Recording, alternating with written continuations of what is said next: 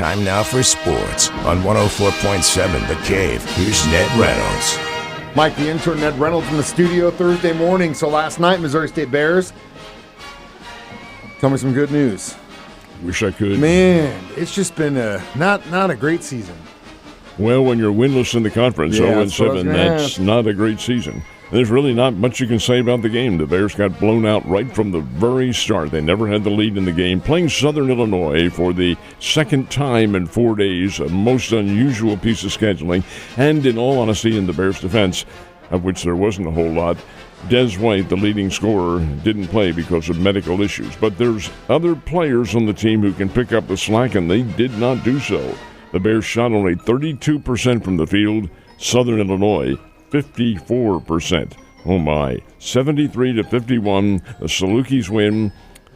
The Salukis picked up their first conference win of the year last week when the Bears played them in Carbondale, and the Bears were hoping to repay them. Didn't happen. So the Bears remain winless in the Missouri Valley Conference. The Drury teams are playing at home tonight, but we'll talk more about them in a second. It was 73-51 in favor of Southern Illinois.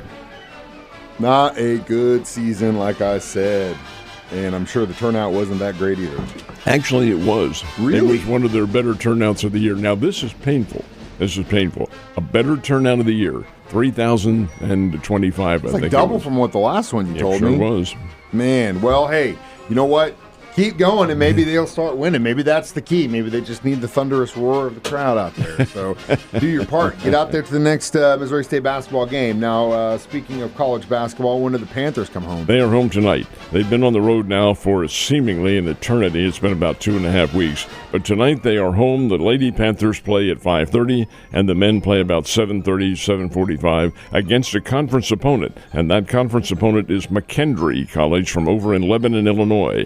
And while they are a relative newcomer to the Great Lakes Valley Conference, they're pretty good, and they've given Drury problems in the last few years. So we'll see what happens. The Drury teams both need wins. Are coming off, losses to Missouri S&T up in Rolla, and the Missouri S&T teams are pretty doggone good. Very rare for the Lady Panthers to lose one, but they did to Missouri S&T last week. Tonight, chances to make up for that by beating McKendree. Pull it off. Get some good news for Springfield. All right, so before we get another Manning in pro football, we're going to get the current, or at least former, Texas quarterback. You think he's going to go high in the draft? Yeah, maybe. Quinn Ewers is who you're talking about. He's a transfer from Ohio State to Texas, and he had a very good career with the Texas Longhorns. He took them into the national semifinals.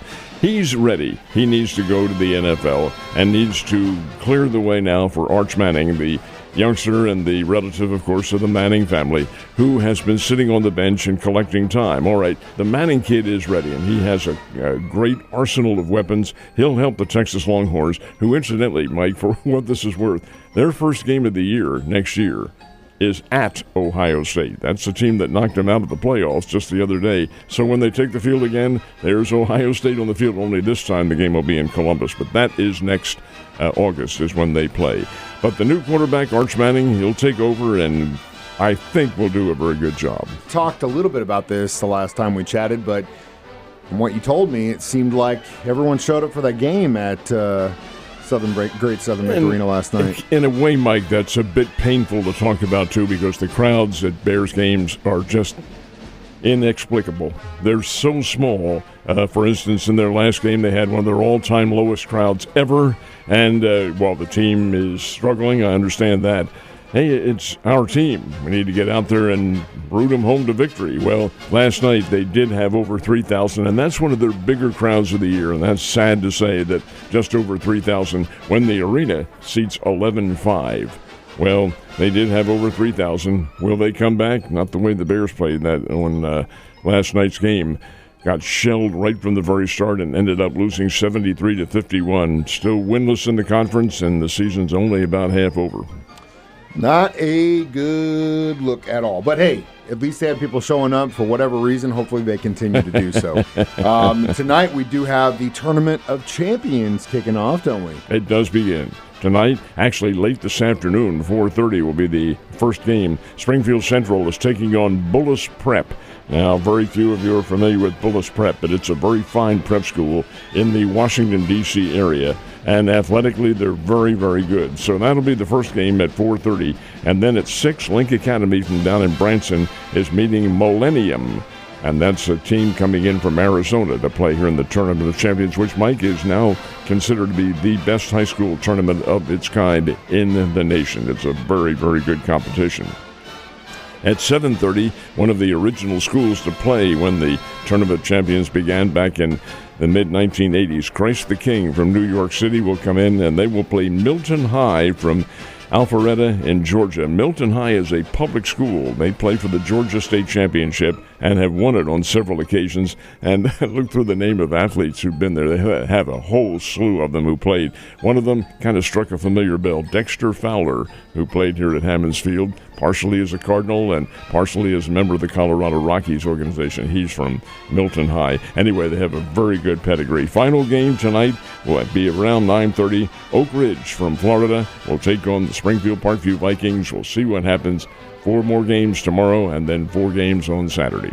Be a hell of a game, and again, like I mentioned earlier this week, you want to see some possible future stars. This will be a place to do it, really close to home. All right, so Chiefs, Texans, Saturday kick off the divisional rounds of the playoffs for the NFL in Kansas City. I think we were at Chiefs for at 8. That's what it is. Look at it, says it pretty much stayed there this whole week. Yeah, there's been no money coming in one way or the other. 8 points is about what you would expect. When they played, and these teams played in the regular season back in December, early December, it was an 8-point difference. The Chiefs won it by a score of 27-19 over the Houston Texans. See what happens this time. The Chiefs haven't been on the field now in 3 weeks.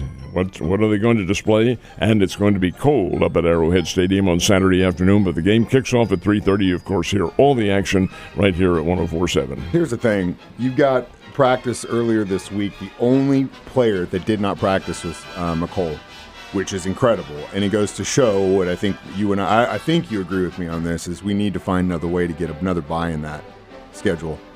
Because it does so much for these players' health. I think the answer is to remove one of the games. That's not going to happen. The owners won't allow that to happen. But you have one exhibition game maybe, and then an 18-game schedule. But this is too much, and you cannot have it framed the way they did at Christmas time this year. Now, part of that's the calendar. Christmas was on a Wednesday. The NFL is now committed to playing on Christmas Day because they kicked the NBA right in the behind, which is exactly what they want to do. There's no question nobody's going to match up with the NFL. But they'll keep it at Christmas Day, which I think, Mike, if I'm not mistaken, is a Thursday of next year. But somehow you've got to revise that schedule to where you're not playing within a 4-day period. That's too much. It is, and I think if they could figure out a way to get, if they have to go to 18 games, two bye weeks, possibly a week before the playoffs start, would be just monumental for the players, and then it doesn't become so much of a game of attrition. And you know what you have? We should have a doubleheader. The Super Bowl game followed by an exhibition baseball game, because spring training will have opened by then. You aren't wrong. Have a great day, sir. I'll see you tomorrow.